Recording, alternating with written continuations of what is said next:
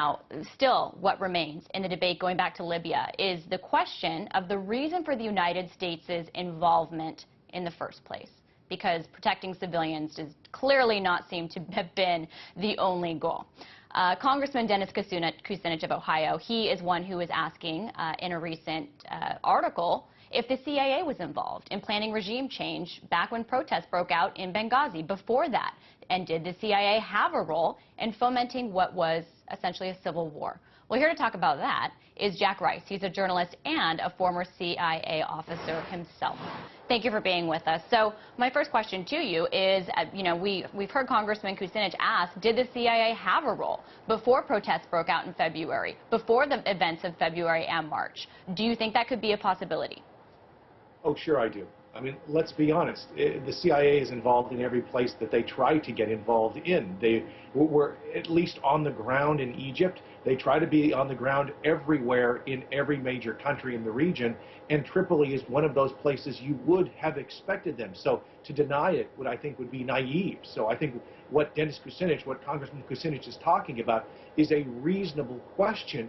But I think one of the problems that we have is the U.S. has a very schizophrenic relationship and sort of approach to the Middle East in general. We talk about democracy and how we're supporting the rebels and how incredibly important this was to protect human life, etc. But we made the very same argument in Egypt, but that ignores the fact that we supported Mubarak for decades as our very closest ally in the region. Now, how do you reconcile those two? And I think there's a lot of people in the Middle East who are asking that very question today. Of course. I mean, it's the same question that comes up in countries like Bahrain, where the United States has not had the same reaction as it did to Libya, where, of course, it's a powerful geopolitical partner as well as a very important source of oil.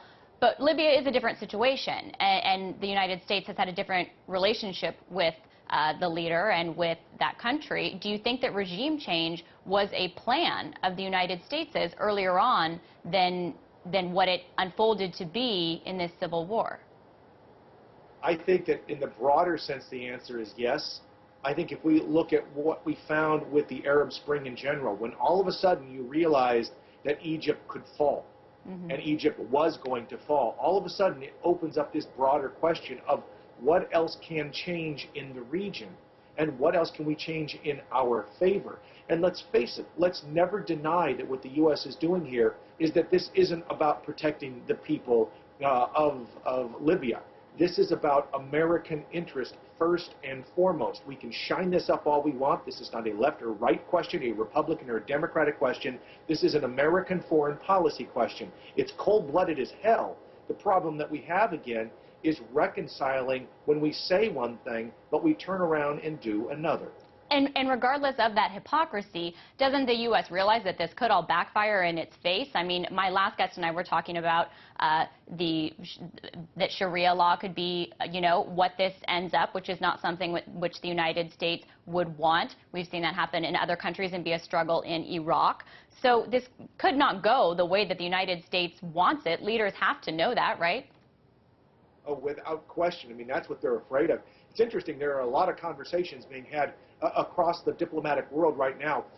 The British Foreign Minister Haig just came out this morning, and he even said, where do we go next? Well, the first thing we have to do is get some stability on the ground. I mean, imagine what happens when all of these 20-something-year-old kids, and they are kids in many cases, who roll into Gaddafi's compound and walk out with a lot of weaponry on the streets of Libya, on the streets of Tripoli. Where do you go next? What do the Americans do if all of a sudden these guys turn around and decide, you know what?